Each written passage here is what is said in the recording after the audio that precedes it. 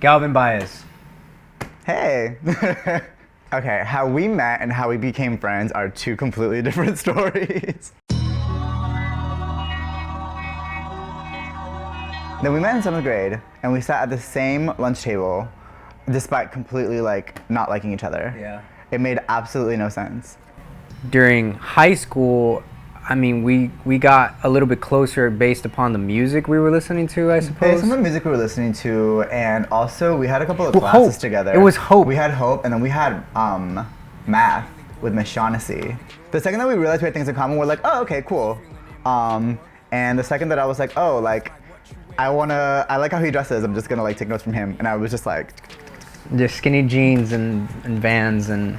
I think I Anchor Blue, rest in peace. I really went up to you one Blue. day and was like, where do you get these jeans? And you were like, Anchor Blue. And then Anchor Blue had just gone bankrupt, and I was like, okay, well then I guess I'm just gonna be ugly the rest of high school. We had little bonfires from here and there. Then the house shows started. Yo, we were some cool kids. Any concert, any tour that came through Orlando, we were Warped at Tour. Firestorm. We went to Warped Tour twice. You were the one that put me on because you've been before me. I was like, we need to go. We need to get our schedules. We need to bring Sharpies. We need to bring McChickens. I was like, I thought you were being too extra, and then I was like, okay, this is a lot. I get it. It's a lot. And we're 15. Our bodies barely know how to survive a day. Mm-hmm. And we're okay, we're gonna go to this field in the middle of nowhere, and we're gonna go to 100-degree weather, and you're gonna run around. I remember there were days where we'd get there, I'd start watching bands as early as 11 a.m.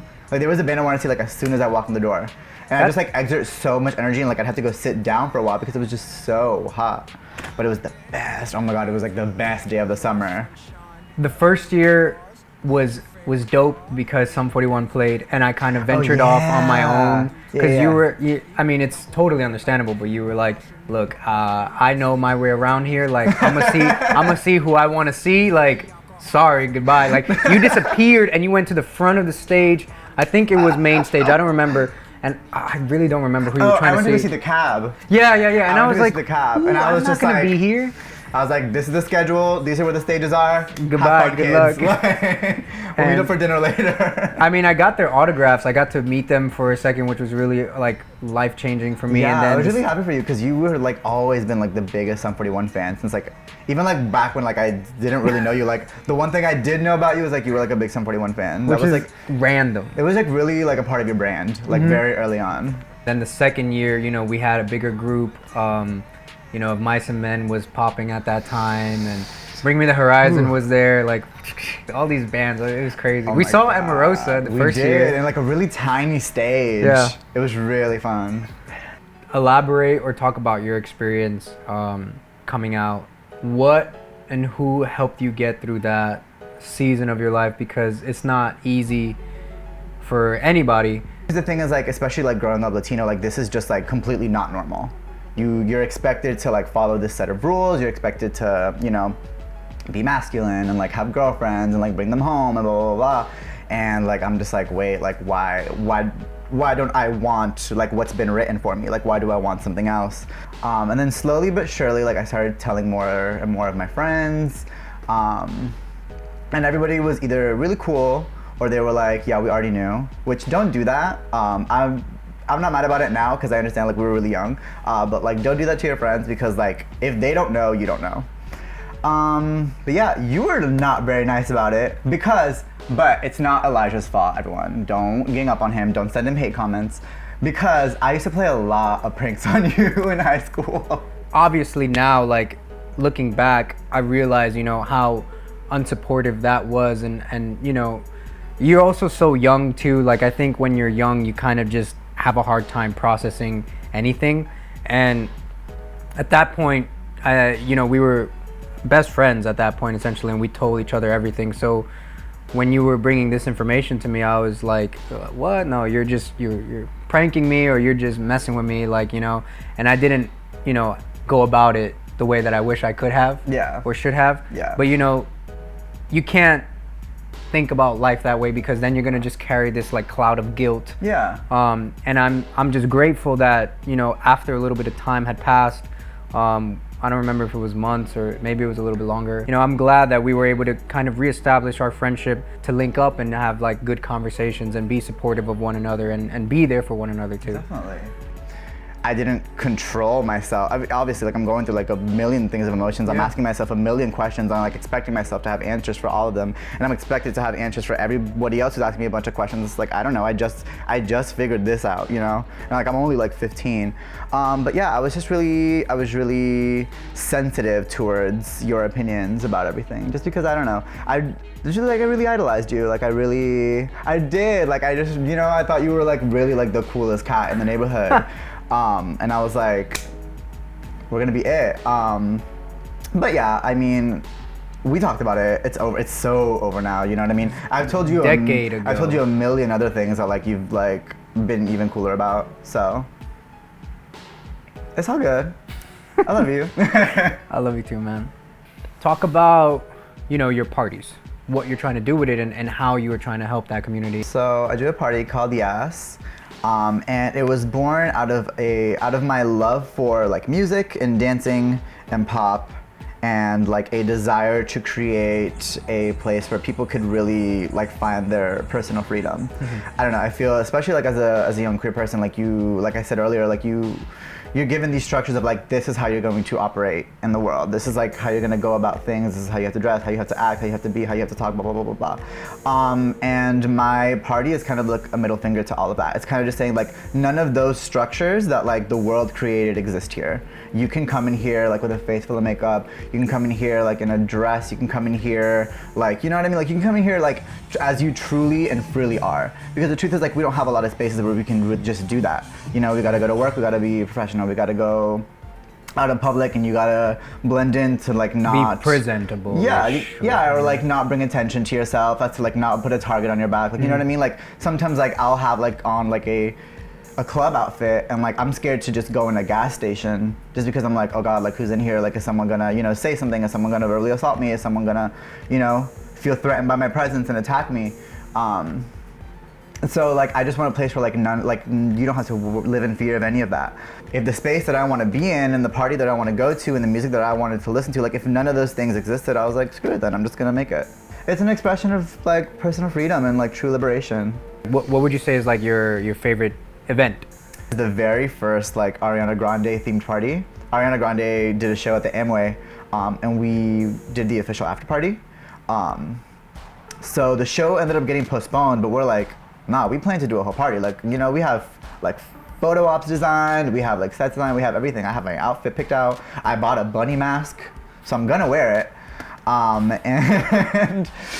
So we were like, hey, you know, show is canceled, but party's still going on. Like, come on, let's celebrate. Let's, you know, and like the thing was like a full Ariana Grande concept. Like we did 4 hours of Ariana Grande music. We had her videos like playing on a projector. We had different photo ops.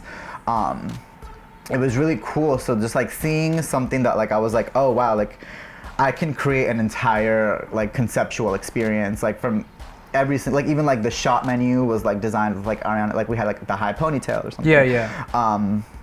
So just like seeing like fully fleshed out concept executed just like allowed me to see like what I'm capable of creating. Of course. And 2, it was just like cool to see like, okay, like I saw this in my head and like here's the physicality of it, and it looks really like it looks amazing, and everyone had an amazing time. And then the second party I did was also an after party for this trans artist. Her name is Kim Petras. She did a show at the Plaza, amazing show.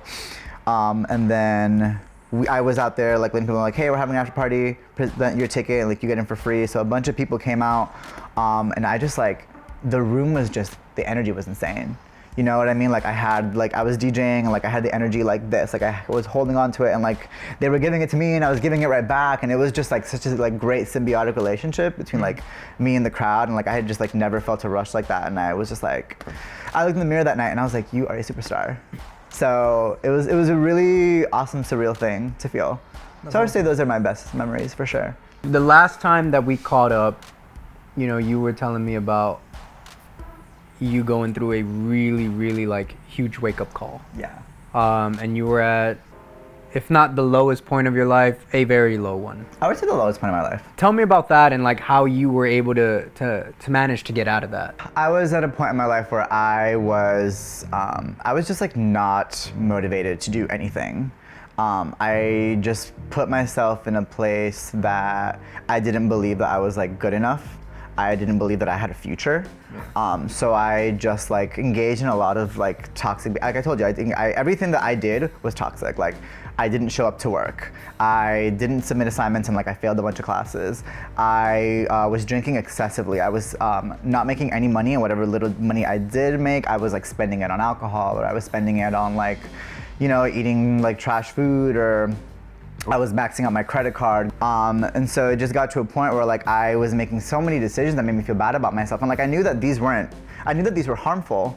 And I knew that the fact that I knew that these were harmful and I was doing it anyway was making me feel worse about myself, but it just got to a point that was really uncontrollable. For the first time, I looked in the mirror and I said, what's going on?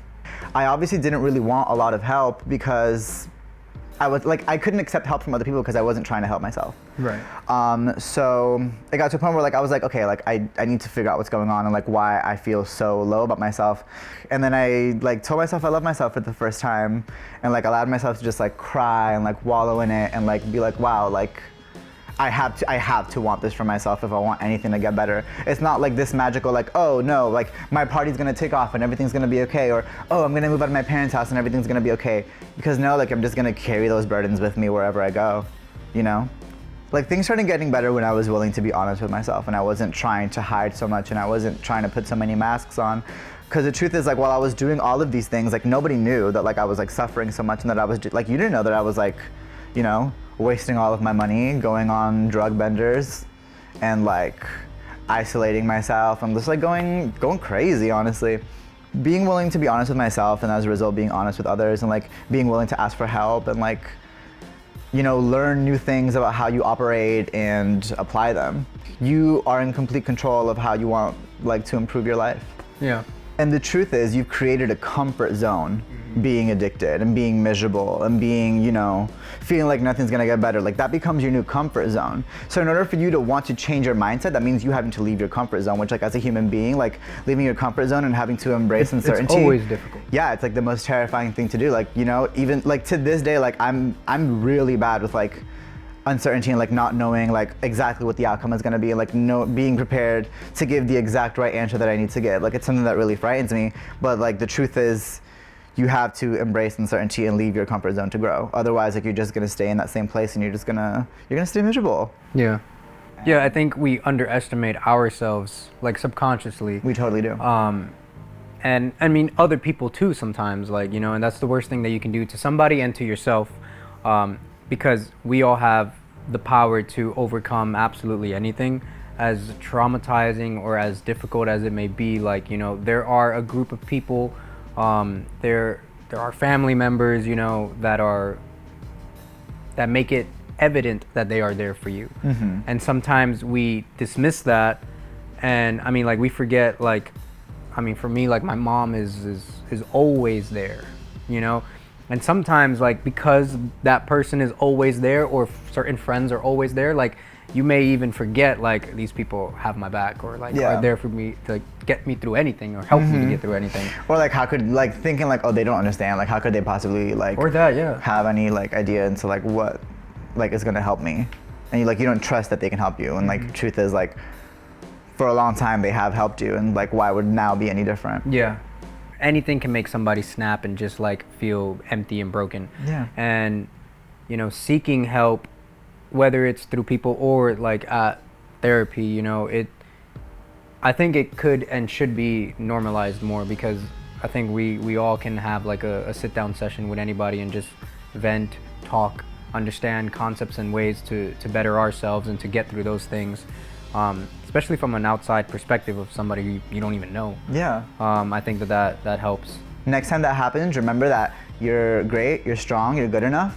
And also remember that like the stories you're creating in your head are not real, they're all hypothetical. Yeah. So just like don't even entertain it, don't even give it your time of day. What is real is that you need to get this done, and that you know how to get this done, and that you need to focus. Ending things that like have traumatized us. Yeah. Like, you know what I mean? Like things that like my parents did that traumatized them, that then they did to me that traumatized me. It's like putting an end to those things, and like, you know, removing this from your family, like removing this like curse that like everybody in your family has been cursed with from your family line.